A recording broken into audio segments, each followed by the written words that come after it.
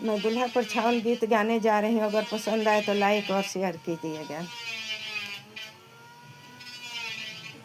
तोर लीला रानी रे खुरे बर चंदन नहीं, तोर लीला रानी रे खुरे बर चंदन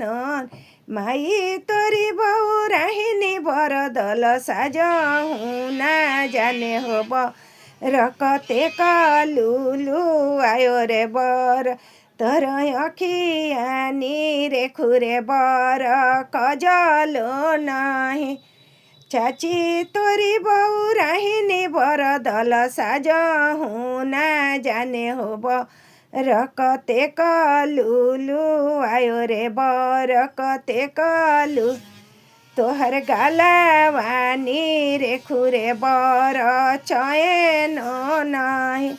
मैया तोरी बहु राहिनी बर दल साजहु ना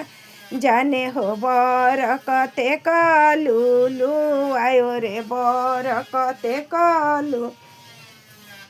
तोहर बॉडियानी रे खुरे बर सुटाओ नहीं अरे दीदी तोरी बहु राहिनी बर दल साजहु ना जाने रे बर कते कलुलु आयो रे बर कते कलुलु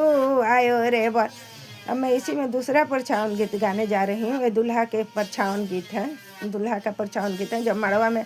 दूल्हा आते हैं तब का ये गीत है।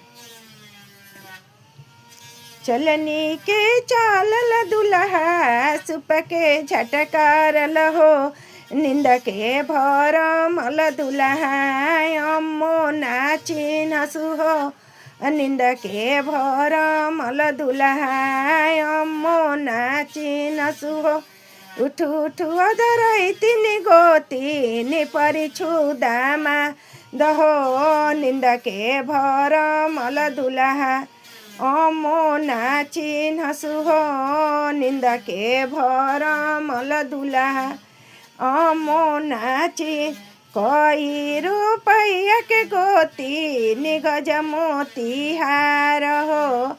कई रुपैया के गोती निहवे तोहर दामाद हो कई रुपैया के गोती निहवे तोहर दामाद अरे 10 रुपैया के गोती निगज मोती हार हो और 2 रुपैया के गोती निहवे मोरो